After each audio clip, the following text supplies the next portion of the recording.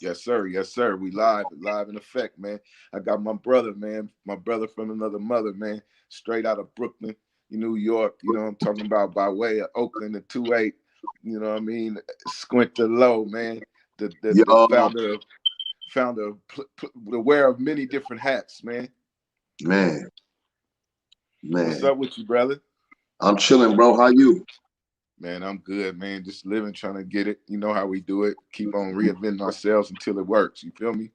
You goddamn right. You goddamn right. You know how we do it. We wear many hats and know how to do a lot of different things, man. We ain't stuck on one show. Yes, sir. Yes, sir, man. You got right now. Y'all got the son and done situation going on, man.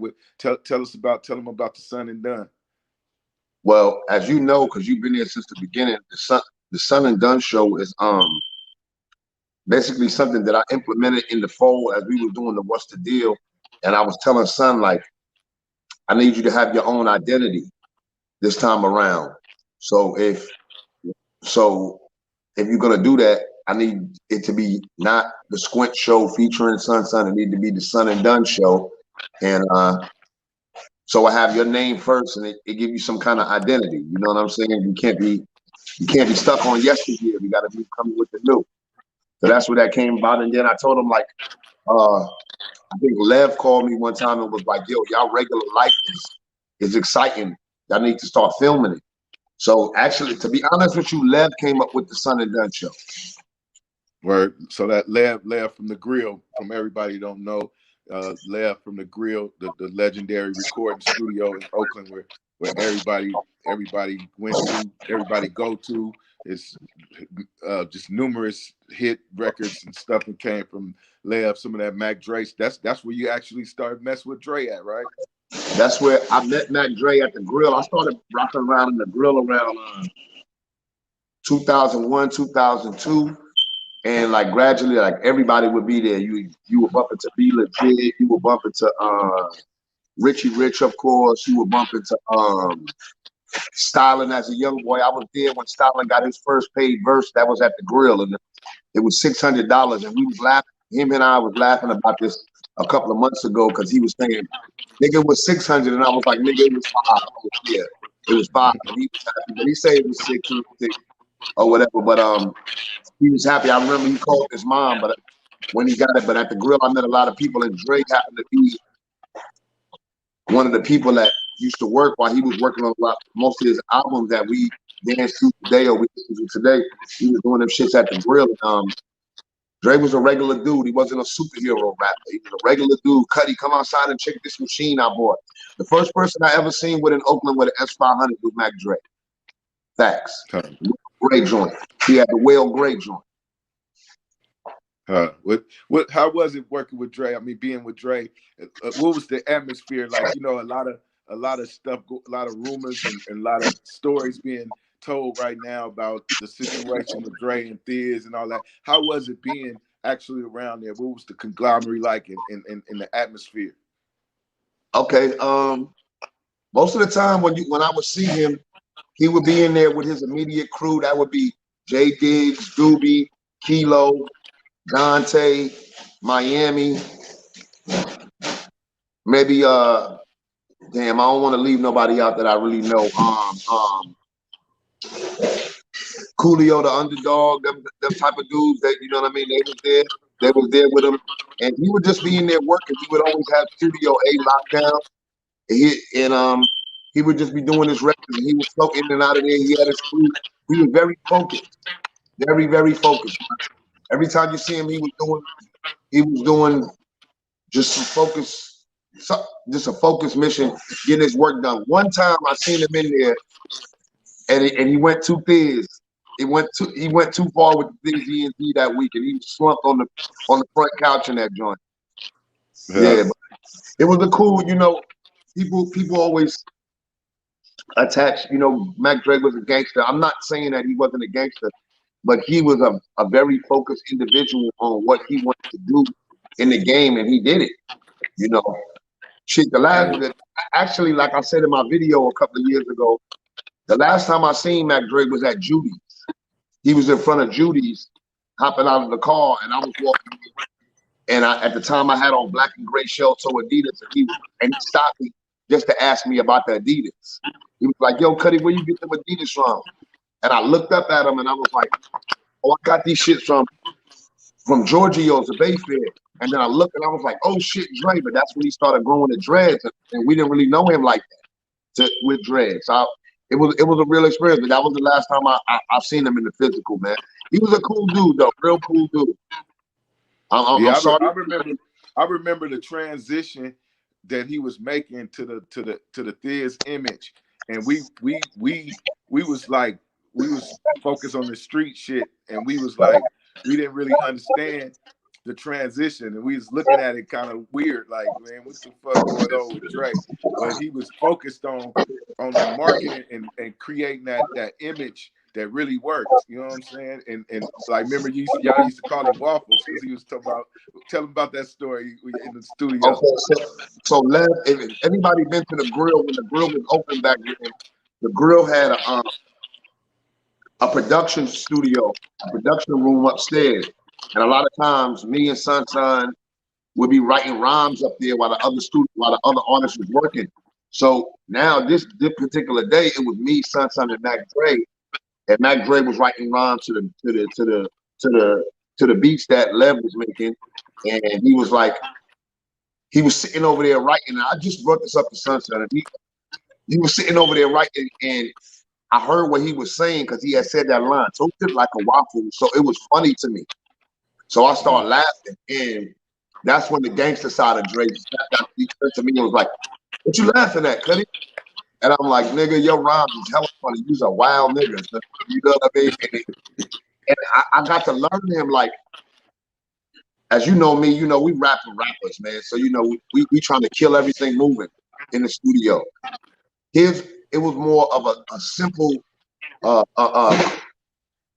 like commercial scheme to get. So when he's saying toasted like a waffle, I'm like, you know, as a rapper, that's the last thing you're gonna ever say unless you make a simile with it, like, you know, I toast you like a waffle. You know, that was something like I said, but he said it like goddamn the commercial, and it was like hella funny, nigga. But yeah, a real creative dude, man, a real creative, a different entity than a lot of people that you know today.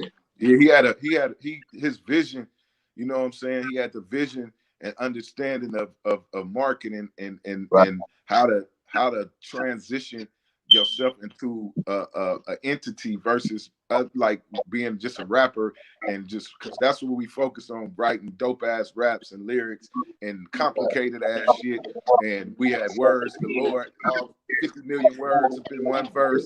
We looking in dictionaries to find long words and all that type of shit. Drake, he already understood the commercial value and dumbing down your sound, because originally he was a lyricist. You know what I'm saying? Original Mac Dre was a lyricist, and he had the lyrics and he was doing this, but he understood commercializing and you know the success of marketing himself and that whole brand. You know what I'm saying? And it was ahead of his time. I was watching a video, some footage of him lately. For some reason, Jay, I've been stuck on watching old Bay Area footage. Mac Dre, Filthy, Little Blood, and stuff like that. Us, and Mac Dre said something that I knew that he was a different dude as far as thinking. He said, "I'm the most lyrical guy." He quoted Yuck Mouth as one of his favorite Bay Area rappers, and you and I both know Yuck got bars. So he said, "You know, I'll bar my shit up, but I go find a beat that everybody likes, that you could dance to the beat. So I can bar you up with a silly ass verse or a hard ass bars, but you're gonna be grooving to the beat." So then when I went back and listened to the Thiz Face and all them beats, you know, they sound quirky and not cartoonish, but they grooving, but they got the sounds in it that make everybody like it. You know, when you and I be in the studio, we wanted the hardest boom back to smack this beat ever to get to go with our bars, but he was smart to transcend it different. You know. What do you think that hold up a lot of, especially Bay Area artists? Do you think that holds a lot of us back as far as the talent versus the success? When he said that, I said to myself, all the beats that I passed up in my career as a solo artist or working with the Wildcats that I could have used and would have came across way better. What artist you know get a beat and you've been there? Who the hell gets a beat CD from Rick Rock and don't knock all 4 songs out? Yeah, yeah, Regardless of the sound. When he was fire, scorching hot, I had that CD and we was writing songs to him, and we was worried about how much the beats cost, and if we could put it out, we should have. Man, come on, we invented the beat jack. yeah, So that shit yeah, that came out and forced its way to the radio.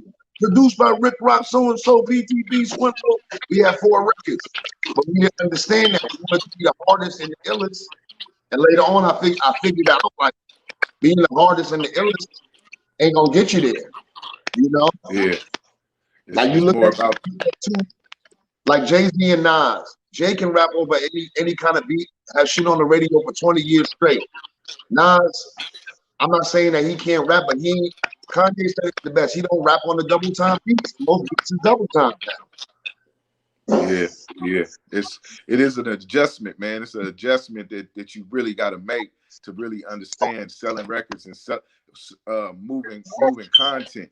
And we always looked at it from a predicament of just lyrical and big records and slapping and all that. But you know, we really got to look at it from a position of selling records and moving content and who gonna like it. And you know, our biggest problem we had was we was the biggest critics and judges of ourselves. Like we was gonna buy our music over and over. Exactly. We just needed to make it. You know, most of the time out of our 2 studio situations from the Blue Building to the High Road Building, we had every day access to 12 artists. Mm-hmm. And that's just a roundabout number, 12 different artists. Okay, so let's say and I'm gonna name them. Everybody is established now that I'm naming. Jay Stalin, Little Blood, Jay Jonah, Prince Lefty, Sleepy D, D-Lo, B.I.G., R.I.P. to my boy B.I.G. Couple people I can't name right now. Chris the Fifth, Ascari X, Filthy, Shady, Filthy, Shady, Moses. You know what I'm saying? Unc D and shit. Shout out to Unc D, man. Resource Music. I'm over here fucking with Unc D right now.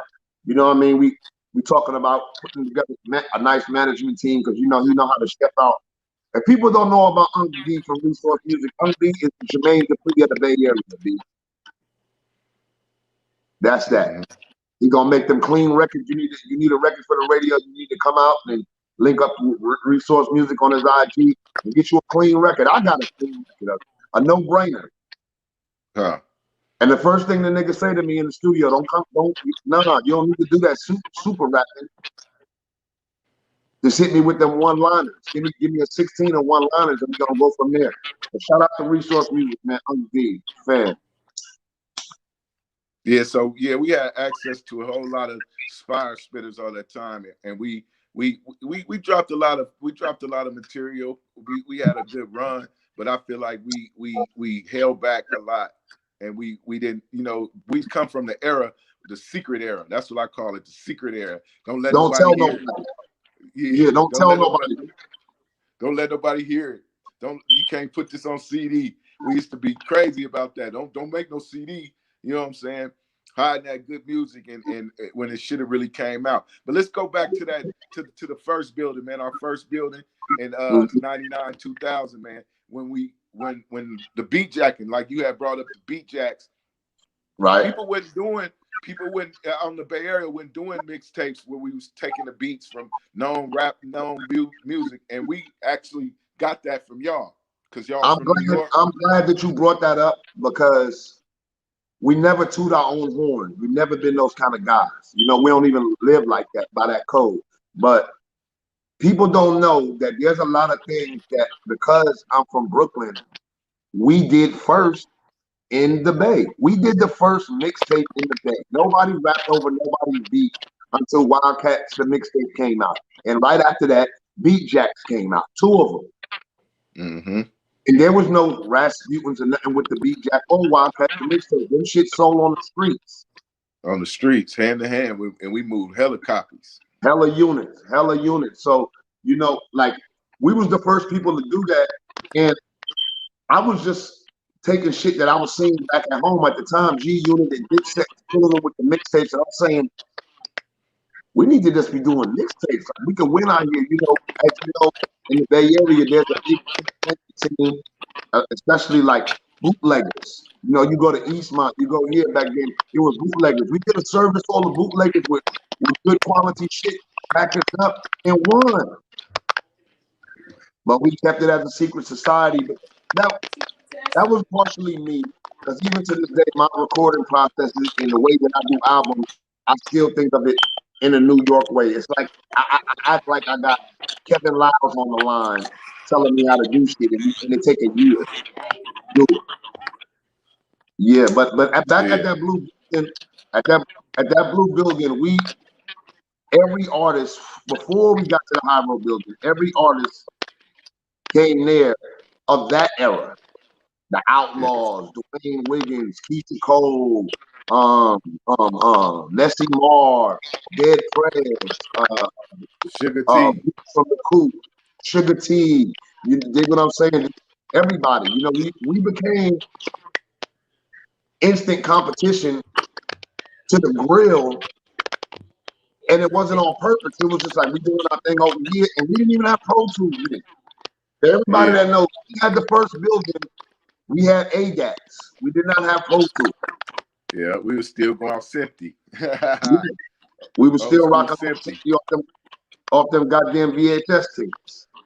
Yeah, but hey, they don't remember 50. Hey, remember, man, people always be amazed when I tell them about the rest in peace, the Queen of Cannabis, Miss Paula Bill, and the big party, man, the smoke out of all smoke out. Like, through my life, still I haven't witnessed nothing like that yet. And I've been to plenty pop-ups and situations, but I ain't never witnessed where, like, it was like 12, 15 growers came in, and all of them had in there 2 pounds a piece and put them on the table.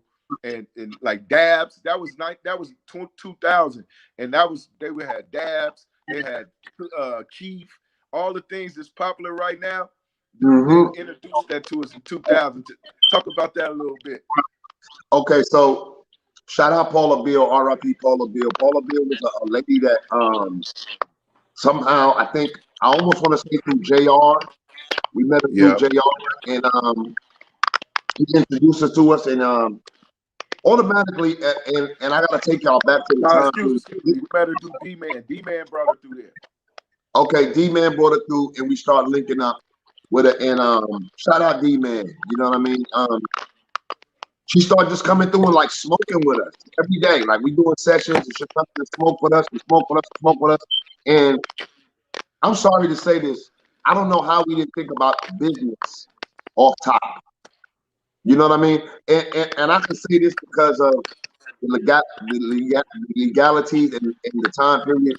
Paula Bill is the first person that sat me in front of 20 paint buckets of weed and had me bag it up. Son, she said, hey, listen, come back. I need you to bag up a bunch of zips out of 20 paint buckets. Damn. And of course I did it, and she gave me a bag, and she did. Now, when you done, she paid you and gave you a couple of dollars, but she became like the godmother, the stepmother of the building, because there was no woman around like that around us. We were, you know, young growing men straight from the streets and trying to achieve greatness. And she was there to like bellow it out. She would come through every night and either cook some food, light up her blunts. If she ran out of weed, we would go get weed for her. And she was just solid, man. She invented the sessions that people are having now when they're charging people to come in to buy the weed and this and that. We did that back in 99, 2000. In 2000, we did that a long time ago. And The pop-ups. The yeah, pop-ups. pop-ups. Our antennas just didn't go off to be like, okay, weed is legal. We can do this all the time and make money from it. You know, we were so focused on music at the time. Well, weed wasn't legal then. Shit. She was underground, but she was like it was the breaking ground of what we see today. You know what I'm saying? Because they were working real hard to legalize it, and like she had a shop, kind of her little shop around the corner or whatever, whatnot. They was working hard to bust down the doors of legalization of the weed. So they were at the forefront of what we see today. And it's sad that, you know, rest in peace, Paula Bill, she wasn't able to see her creations in the full flesh today, because, you know, it would be, I believe it'll be a little delayed behind time if it wasn't for people like her and her crew and all them people that she was bringing around. Because when they came through for that one party, we didn't know nan one of them people. They was all white people. We was looking at them like, what the hell? And then next thing you know, they start throwing them pounds on the table and just firing up. Where we had Dwayne Wiggins, Keisha Cole, everybody was in that joint that night, like in La La Land. It was crazy, bro. Like, that was a crazy night. It showed us that we could broaden, that we, you know, at the time when I had met y'all at that time, y'all was mad hood. You know what I mean? Y'all had y'all dub thing. It was tight knit. It was ran like army. So we didn't fuck with a lot of outsiders. To this day, we don't fuck with a lot of outsiders. I'm sorry to say it. You know what I mean? Unless it's business and you a real cool person, but we didn't fuck with a lot of outsiders. So for Paula to put us around those kind of people, it was like it was a blessing for us. It was a blessing, and we didn't realize what it was back then. Yeah. What it was. If Paula was alive today, believe there'd be a PTV farm. Believe that. Facts. Yeah. Yeah, man. That was a crazy, man. That was a crazy part of a history right there, man. And you know, rest in peace to Paula Bill, man. And then we had the Scary X come, man. The Scary X popped up and dropped his anchor in the situation. He dropped his anchor in the situation. When I met Ascari X, that's probably the only Bay Area rapper that I could say that I was like somewhat starstruck to meet the guy. And you and I both know he's a real humble dude, but I remember his music from when I first came to California, and that was some shit. You know what I mean? So when I met Mr. All the Soul and Soul's gonna die tonight, I said, what? This him? Oh shit. But yeah, it was a big difference between the man and the music. Oh man, that dude is so humble. Like, I couldn't even understand. If somebody told me he had a ghostwriter at that time, I wouldn't believe it. Because that dude is too laid back. Real religious dude, laid back. You know, as we both know, he goes through, he has mental issues, which doesn't allow him to be his 100% self. But as an artist, he made it happen. He also, when he did it, he had a lot of, when he came around, he brought a lot of people with him. A lot of people came around with him. Like, he brought a whole different crew with him. Dead President guys came based on him and like JR's line, that line that they were pushing. What was it called? You recorded the album. What? I want to, not the Pro Black album. What was your album called that had Suicide Note on it? Reactionary Negroes. Huh? You talking about my album? Yeah, like what kind of music was it? It was pro black. It was because I did it. I did it for the POCC. It was called Reactionary Negroes, but it was done for the. Now I remember.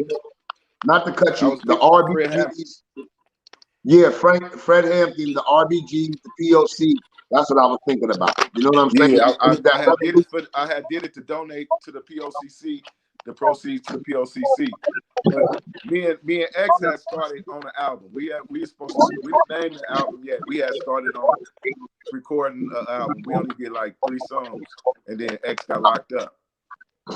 I remember that. Just having him around.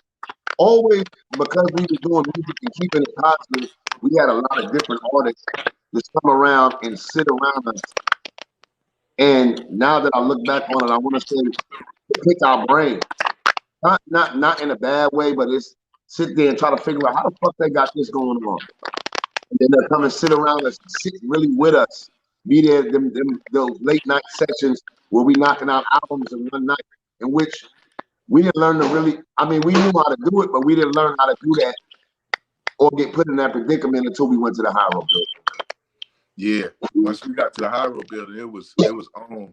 We was like, I mean, even when we went back to the turf, when we took the studio back to the block, we had a fluent program of knocking out records. You know, but when we got to the Hyro building, it was just like intense on.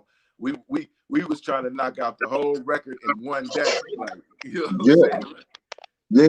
People don't understand that on the label you gotta do more. You may be the CEO, but you don't just sign checks. You don't just, steer the artist in the right direction. You don't just pay for the video.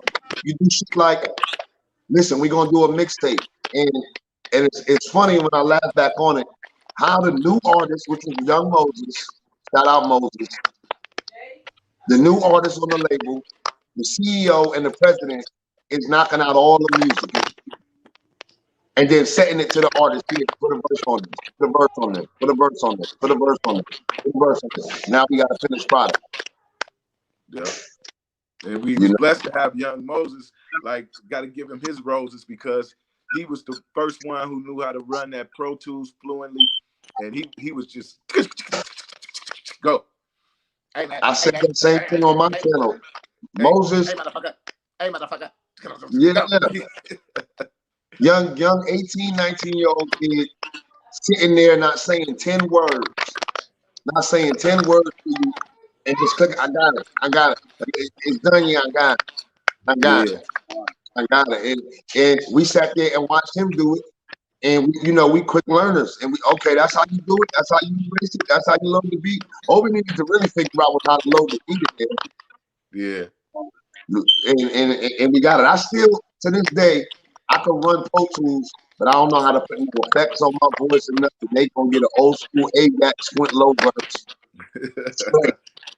Man, Pro Tools a trip now. Like it ain't that easy like how when we had it back in 08, 09, like it used to just be easy, like plug and play. Now they got all kind of you got to set a template and do all kind of weird ass stuff to really get down on that Pro Tools. But it's kind of, I still know how to touch on it when I need to, but that thing ain't like how we used to be able to just cook real quick. Yeah, definitely. So what's going on with what's the deal, man? Speak on the What's the Deal show, man. Let's give the people some insight about that. All right, so What's the Deal is a TV show that I'm working on with my business partner, JaymoeXO, out in New York City. And it's a TV show based on the dealings of clothes, of not just polo, of like all kind of clothes, fashion from the 80s, fashion from the 90s, fashion from now. And we're talking about that, the inner dealings of it, how dealings come from. As we all know, it all comes from the streets. So we talk to a lot of people from the streets instead of rappers that most shows that talk about this kind of thing, this kind of fashion, they go to the rappers to make it popular. But me being a low life myself, I know 1,000 Brooklyn niggas that used to boost polo. So I want to talk to those dudes, dudes that got every color coat from 87 now. You know what I mean? That's a story. That's interesting. So we doing stuff like that. We talking about, we got hip hop in there. We talking about graffiti art. And from the What's the Deal brand, we end up having, from just doing little shoots and then, how we shoot ideas every day. From What's the Deal stemmed this next spinoff of What's the Deal is called Hey Young World, which is like a sitcom of the young kids wearing polo and so wearing the old polo when it's supposed to be like plates back in the days in the 80s and now. So we have that. We also got Wheatsville's Finest, which is the documentary based on homeboy Paul Stokes and shit. He did 20-something years in the thing. and he came home. You know, he was one of them guys that was running around back in the 80s getting money.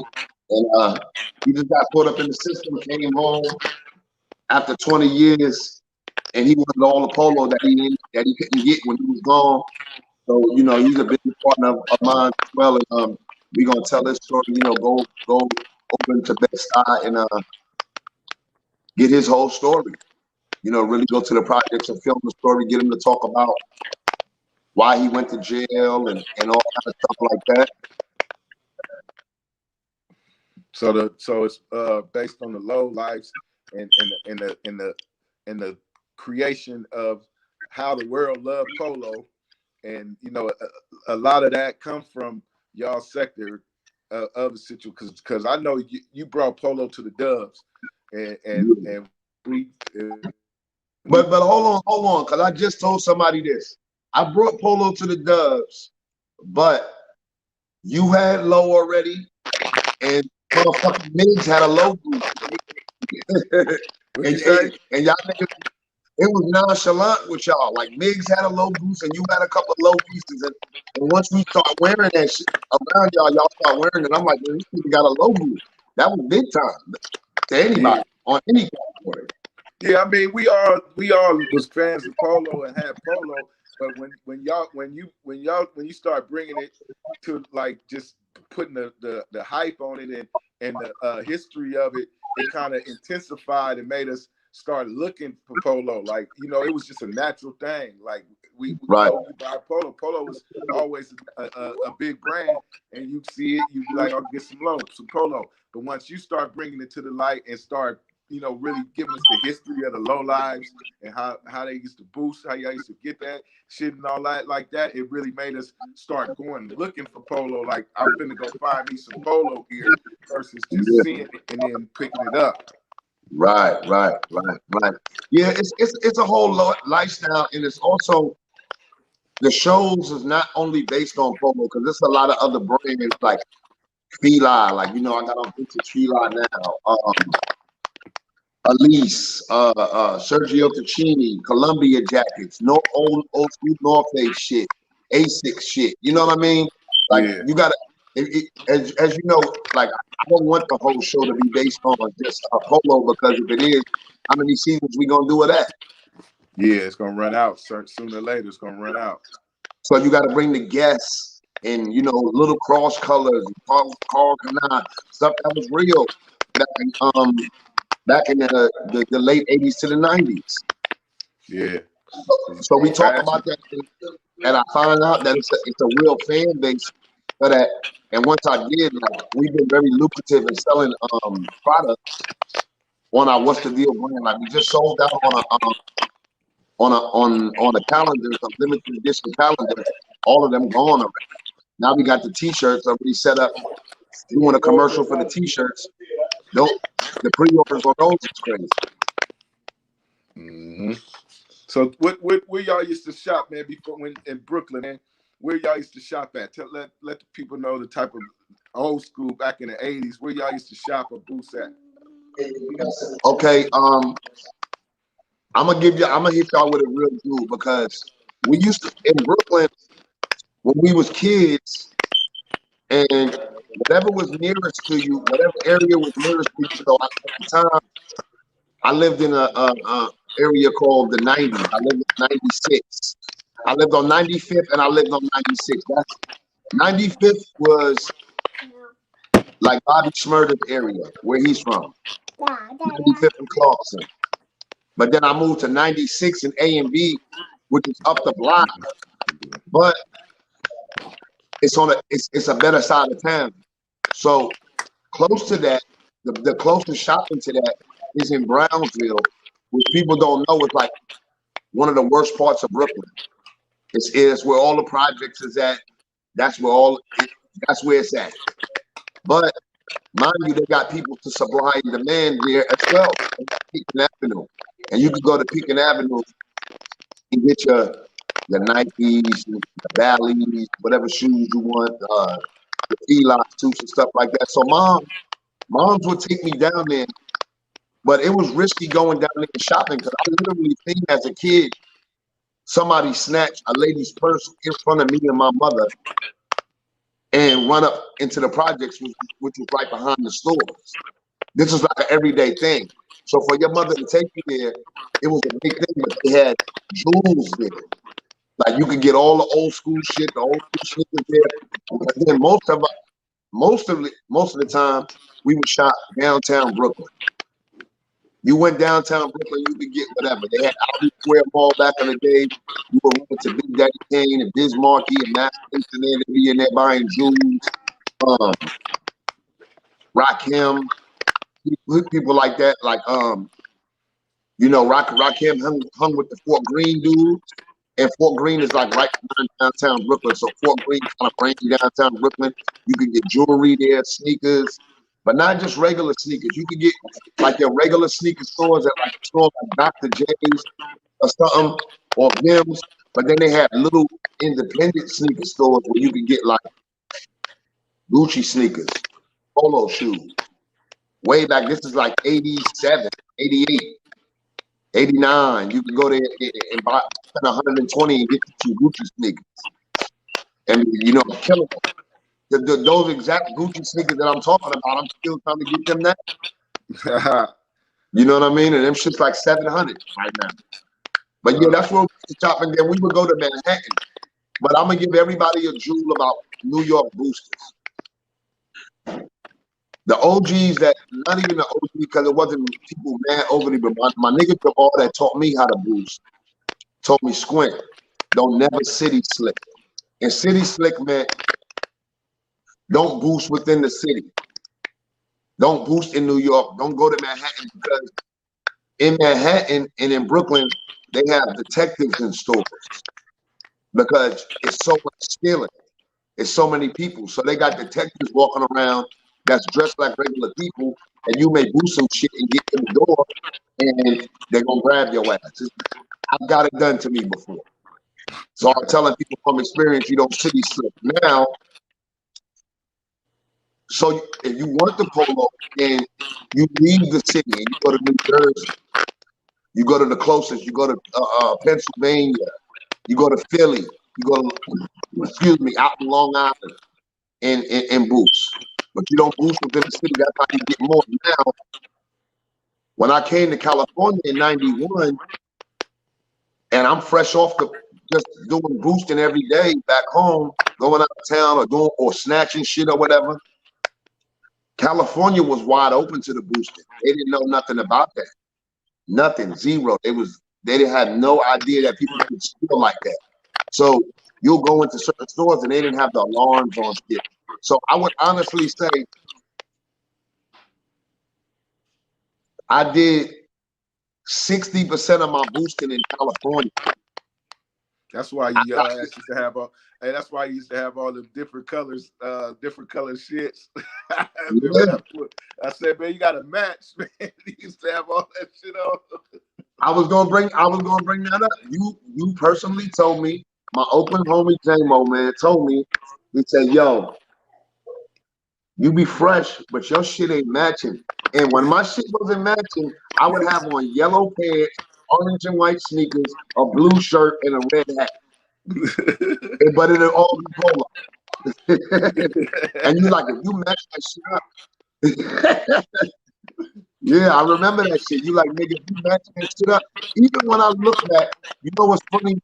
Because I didn't learn that till years later, but even when I had my record deal and I look at my choice of clothes on the video shoot, one I had on, this is so fucking retarded. I had on lime green and blue Nikes, lime green and blue Adidas pants, a blue t-shirt, and a blue FUBU sweater vest. I was like, nigga, why you get that shit up together? That shit was crazy. Even though it was new, but so when you gave me the jewel, like, yo, and you match that shit up, you can make it work better for you. And then I start doing that. I put the town shit with that Brooklyn shit. And niggas in the dubs tell you to this day, son, you one of the freshest niggas I ever seen with the shit, son. And it's funny to me because you and I both know I don't be spending millions of dollars on the goddamn clothes. Hell no. I don't spend no millions of dollars. You one of the But we most gonna piece frugal it shoppers together. I know. Boy, but hey, you taught me You a lot. motherfucking right. You taught me a lot about that, them little spots, hitting them spots, and just finding the jewels. Like they got jewels at Marshall, son. Yeah. You gotta go up in there and start picking through them racks. You gonna find the jewels. And damn sure, I start going in there, spending some time. Next thing you know, coming out, everybody like, where you get that from? Man, how much you pay for that? Shit, $12.99 or Yes, free sir. $99. Switch the tag. I remember I was so mad I took Big Dame and Marshall. We found some Versace glasses. Motherfuckers was so raw. I wanted But I them say hella that to bad. say, with us, okay, so now that fashion approach that we took, that we taught each other, end up into us dressing our artists. Remember that? Yeah, hell yeah. The Burlington runs. Yep, Burlington runs. We go spend like $300 on Burlington for the whole camp. Then we got the Echo deal, and we got the Echo deal with Beta, and Beta Echo used to send us a box of clothes every month, and we spread them out throughout the whole camp and have everybody take photo shoots, man, and dress the fools up because none of them knew how to dress then. Nah, nobody knew how to put it together. Like back then, everybody learned how to dress from magazines. You know, back then Source and Double XL. We were seeing, Sean John Velours with the Air Force Ones and shit. We implemented shit like that. But we had our own way of fashion. You know, another thing that we brought to the Bay. First dude in the Bay with an Avarex. First dude. Fat can attest to that. I had one. I actually, when I came to the Bay, I had two. I gave Son one. I let Son hold one, and he devastated that motherfucker. That green one, the blue one, the blue one that had the 2-8 on the arm. Oh yeah, had 2-8 on the arm. That nigga wore that shit every day. Yeah, he wore that motherfucker every day. And then the other one I gave to Sale before he passed. The green one, green and tan one. I gave to Sale. Yeah, the green tan with green. Hey, that's crazy, man. I remember the first Beta Weeda photo shoot. D-Ray, shout out to D-Ray. She did it at Showcase Magazine. And the hassle, remember the hassle we had putting him in different, trying to get him a different look. He didn't want to put on the leather suit. He didn't want to put on the blazer. He didn't want to put on none of that. Nah. He didn't want to put on the leather suit. Man, you feel what I'm saying? The leather Run DMC suit. He didn't want to put that shit on. He was, man, y'all nigga. The nigga was like, man, he told me that day. Son told me, man, you wrong for bringing me this kind of shit. I said, nigga, you don't understand. You don't understand. It was crazy. Months later, when MySpace came out, he was like, man, all the girls, all the bros like this picture. That picture was all every time he post that picture, whatever, all the females was on him. He was like, man, I ain't gonna lie. Every time I post this picture, all the females be commenting and liking it. Yeah. We could have really now with my fashion sense, that leather suit, that shit, we should have put it with a pair of black and white shell-toed Adidas and got the Run DMC hat to go with that motherfucker. And we'd have killed him with the Cadell. Oh, man, that would have been funky fresh. Yep. Well, shit, man. I'm gonna let you go, man. Let you get to your day and start getting your son and done thing going on and whatnot, man. And let me take care of my little man. We're gonna continue this.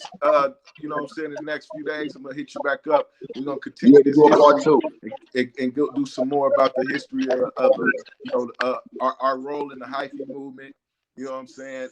And all the other things that we done brought to the table. You know what I'm saying? As far as just the Bay Area music scene and the transition you made from New York. Definitely. Let's do it whenever you're ready. All right, buddy. You have a good one, man. All right, be easy.